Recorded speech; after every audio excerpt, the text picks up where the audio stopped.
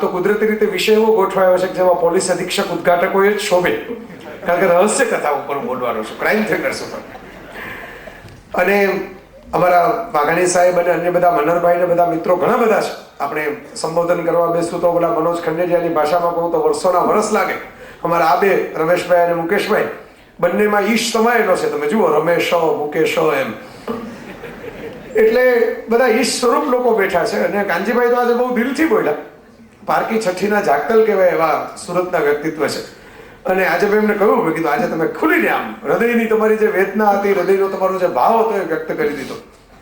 અમારા સૌજીભાઈ એ આમ સ્ટેજ ઉપર બહુ ઝાઝા ચડે નહીં, પણ ચડાવે ખરા બધાને. મને ચડાવવામાં ફાળો એનો જ છે આ સુરતના સ્ટેજ ઉપર.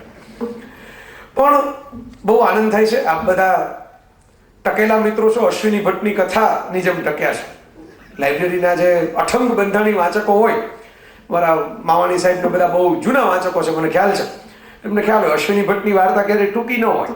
છેલ્લે છેલ્લે એમણે એક બે લખી ટૂંકી વાર્તાઓ, એ પણ હાસ્ય કથા લખી, રહસ્ય કથા નહીં.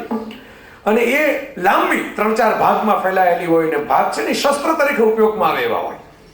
એકાદ છૂટું માર્યું હોય ને પુસ્તક તો પાડી ન માગે કોઈ, ખબર ન પડે કે કેનાથી માર્યા.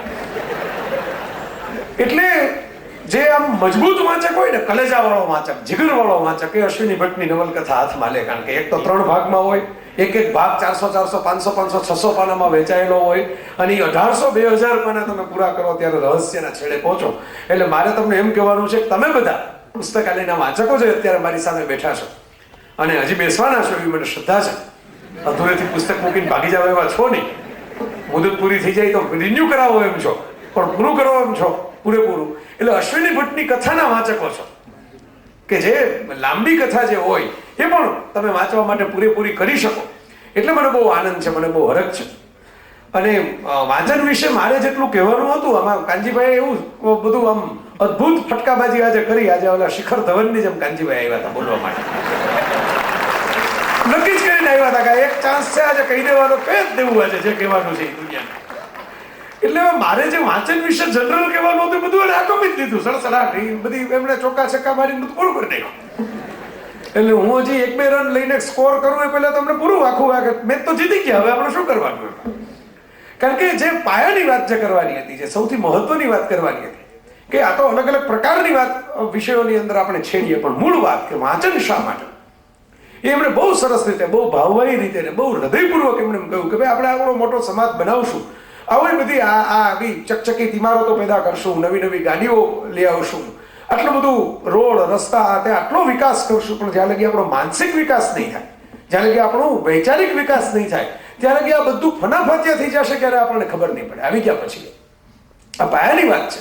મને યાદ છે અમે બધા સૌજીભાઈ, કાનજીભાઈ, મુકેશભાઈ બધા મિત્રો એક વખત ભેગા થયા હતા, રમેશભાઈ હતા બધા, અને અમારે મંદિરની ચર્ચા ચાલતી હતી. મેં એમ કહ્યું હતું કે ભાઈ આ આપણને લાગે છે એટલી લાંબી કોઈ દી દુનિયામાં ટકવાની એટલે નથી કે દુનિયાએ ઇન્વેન્શન કરેલા છે, બુદ્ધિપૂર્વકની નવી નવી શોધખોળો કરેલી છે, એ મંદીમાંથી વહેલી મોડી બચાવી લેશે.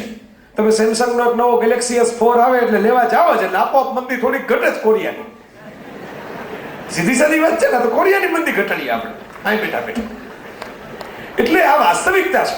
અને એ બધું મેં જોયું છે. હમણાં વિશ્વના શ્રેષ્ઠતમ કહી શકાય, વિશ્વના, હું પોતે અંગત રીતે, મને આ બધી ફિલ્મો જોવા વાળા મિત્રો બધા કહે છે ને, પણ હું અંગત રીતે મને કોઈ પૂછે કે તમને પ્રિયમાં પ્રિય દિગ્દર્શક કોણ, કોની ફિલ્મો તમને સૌથી વધારે ગમે, તો હું જેનું નામ આંખ મીચીને પણ આપી દઉં, એટલે 1 સેકન્ડમાં આપી દઉં, ઊંઘમાંથી ઉઠાડો તો, એવા સ્ટીવન સ્પિલબર્ગ જગતના શ્રેષ્ઠ દિગ્દર્શક ગણાય છે હમણાં ભારત આવે. અને એના માટે આપણે આભાર ગુજરાતીનો માનવો પડે, અનિલ અંબાણીનો. ગુજરાતીઓ છે ને એ ગમે ત્યાં પહોંચી જાય, એ મેં જોયું છે, એની આ ખાસિયત છે.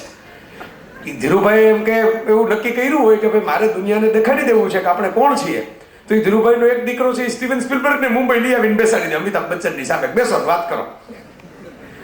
તો સ્પિલબર્ગે એક અદ્ભુત વાત કરી. એનો ઇન્ટરવ્યુ રાતના જોતો તો, ઇન્ટરવ્યુ લેનાર અમિતાભ બચ્ચન, અને હિન્દી ફિલ્મોના ટોચના કહેવાય એવા 60-70 દિગ્દર્શકો આપ જેમ બધા બેઠા છો એમ સામે બેઠેલા ઓડિયન્સમાં, આમ આંગળી ઊંચી કરીને સવાલ પૂછવાનો હોય ને એવું ઓડિયન્સ હતું.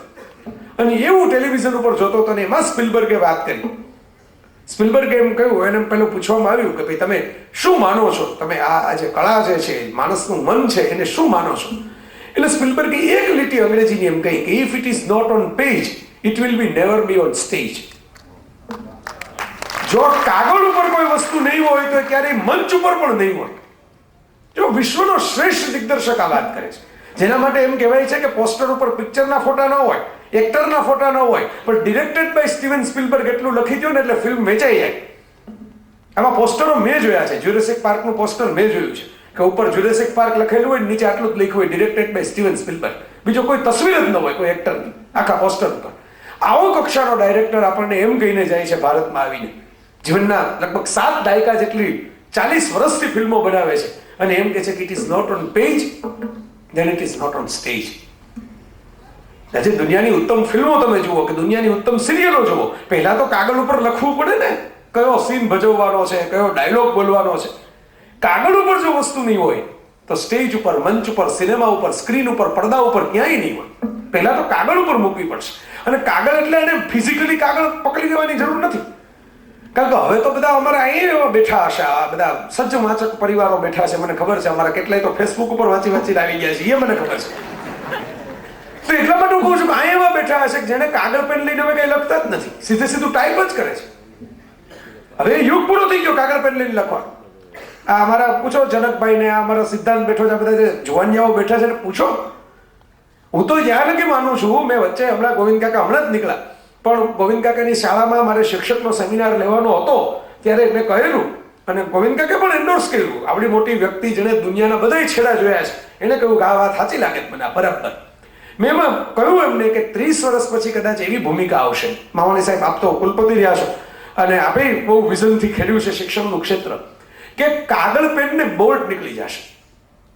શિક્ષક છે એ બ્લોગ ઉપર પોતાનું હોમવર્ક લખાવતો હશે કે મારું બ્લોગ જોઈ લેજો હોમવર્ક ચેક કરવા માટે.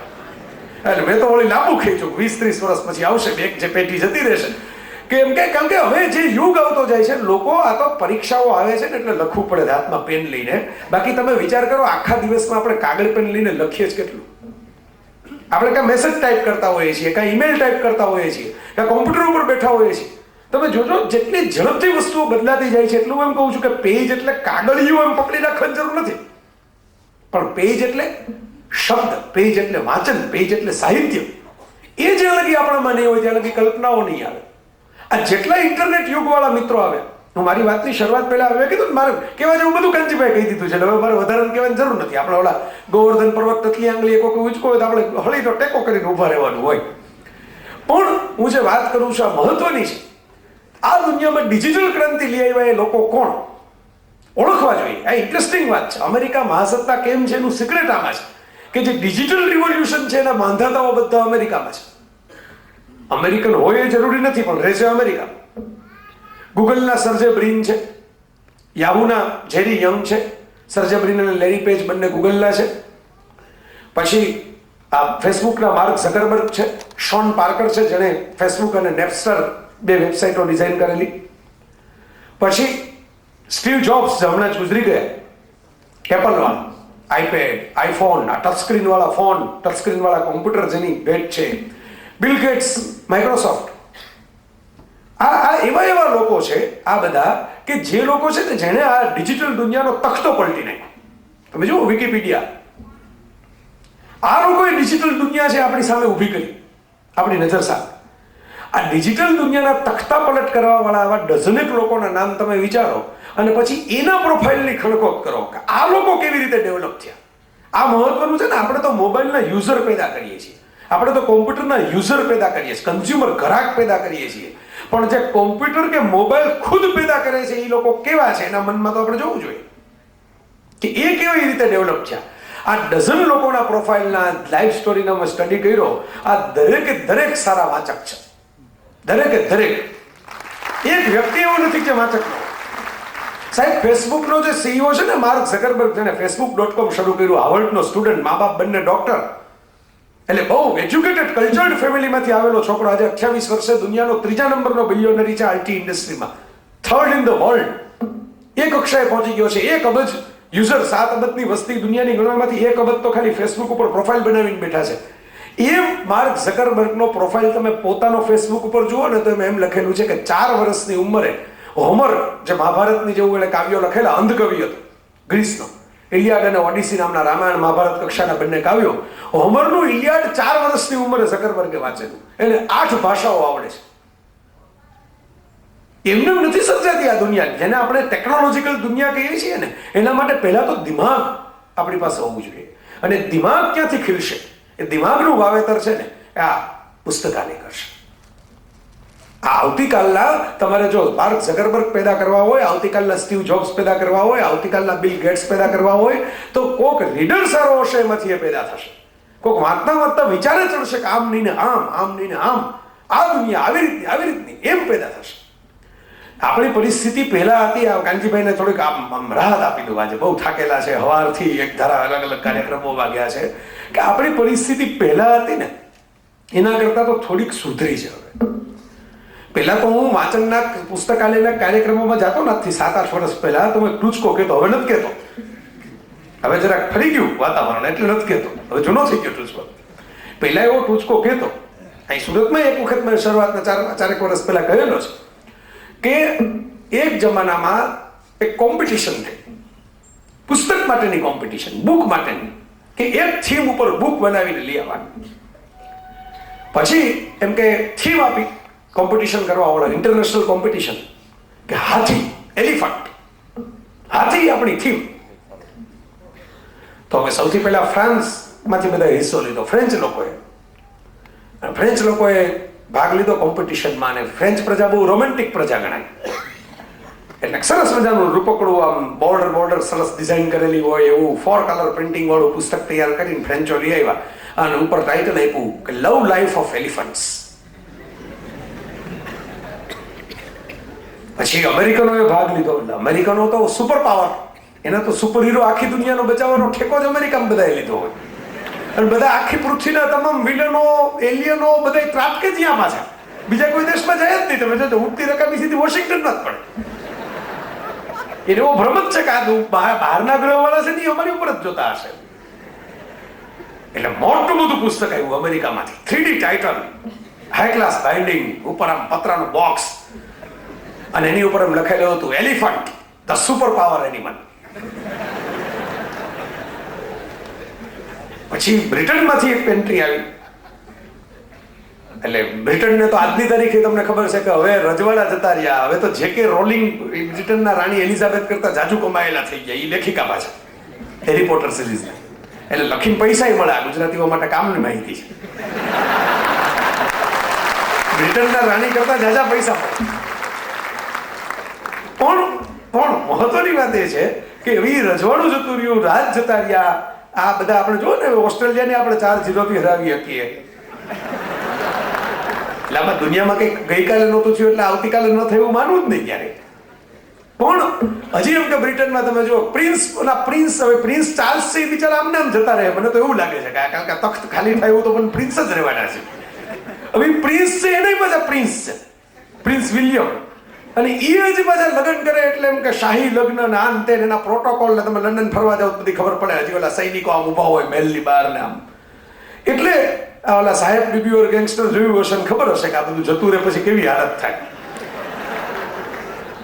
એમાં જે એક એન્ટ્રી આવી પુસ્તકની, એ પુસ્તક ઉપર એમ કે લખેલું હતું, આ પુસ્તક જરાક આમ ટ્રેડિશનલ બાઇન્ડિંગની અંદર કરેલું ને ઉપર એમ કે આમ લેધર જેકેટ ચડાવેલું ને એની ઉપર એમ કે ગોલ્ડન એમ્બોસ કરીને લખેલું elephant royal animal of the jungle. એમાં આપણી ગુજરાતી એક એન્ટ્રી આવી, એ કોમ્પિટિશન. હનુમાન ચાલીસા જેવી પાતળી એક પુસ્તિકા આવી, પિન બાઇન્ડિંગ કરેલી હતી. એટલે જાજા બાઇન્ડિંગ ને ખર્ચો નહીં, જાડું પૂઠું આપણે ચડાવવાનું નહીં. અને બહુ મુદ્દાની માહિતી એની અંદર હતી. ઉપર લખેલું હતું હાથીદાંતનો વેપાર.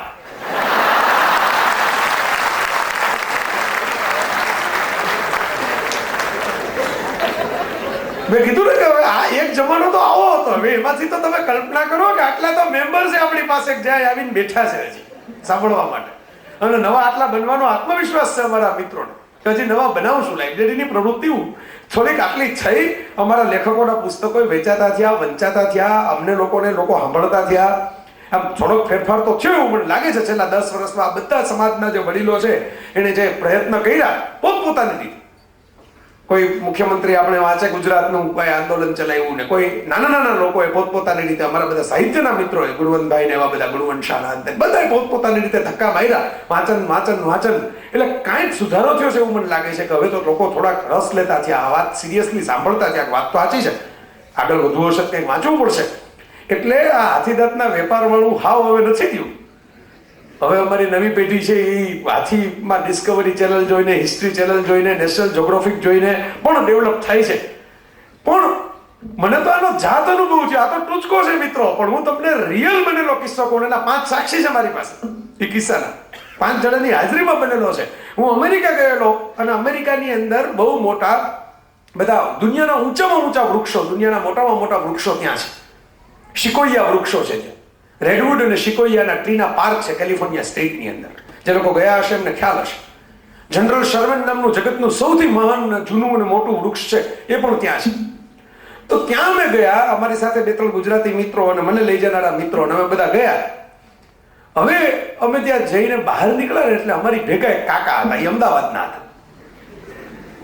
અને એ બહાર નીકળ્યા ને દુનિયાના આવડા મોટા મોટા વૃક્ષો, અંદરથી આખી આખી ગાડી નીકળી જાય ને એવા ભવ્ય અને મોટા વૃક્ષો, વૃક્ષોનું કોતર કર્યું હોય, પડી ગયેલું વૃક્ષ હોય, અંદરથી આમ કાપી લીધું હોય અને અંદર આખી આખી વાન તમે કાઢી શકો. એટલે અમે બધા ઓહો આહા કરતા કરતા આવતા હતા પાછા. તો ઓલા ગુજરાતી કાકા અમારી ભેગા ભણી ગયા, ગુજરાતીઓ બોલતા લોકો જોયા, એટલે ગુજરાતીઓની એ ખાસિયત છે પાછી, એ ગોતી લે પાછું એનું એન્ટેના ખુલ્લું જોઈએ આમ બીજો ગુજરાતી ગોતવામાં. તો ઓલા કાકા એમ કે અમે બધા આટલી બધી ચર્ચા કરીએ કે કેવા વૃક્ષો સાચવા છે ને ત્યાં અંદર અમુક જગ્યાએ વાહન લઈ જવાની મનાય એટલે પ્રદૂષણ ન થાય, જૂના વૃક્ષોના પાંદડા તોડવાની મનાય, વૃક્ષ પડી ગયું હોય ને એમને રાખવાનું, એને બેને બપોર ડેટ મૂકવાની કે આટલું જૂનું હતું, આમ હતું.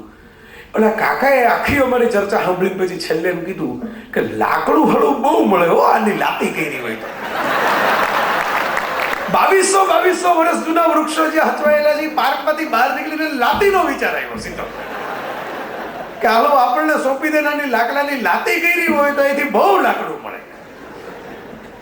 એટલે આપણું જે આંદોલન છે ને કાનજીભાઈ ને આ બધા મિત્રોનું, આપણા વાઘાણી સાહેબના બધા લાઇબ્રેરીના મિત્રોનું, એ છે ને એ આ લાતીના હાથીદાંતથી આગળ શું દુનિયા છે એ દેખાડવાનું છે કે ખાલી આટલું જ નથી જગતની અંદર, આ ઉપરાંત પણ કેટલા બધા કલર્સ છે. અને તમે માનતા થાવ તો વિચારતા થાવ. સીધી મને ઘણા લોકો પૂછે તમે હાડું આ બધું ક્યાંથી લઈ આવો?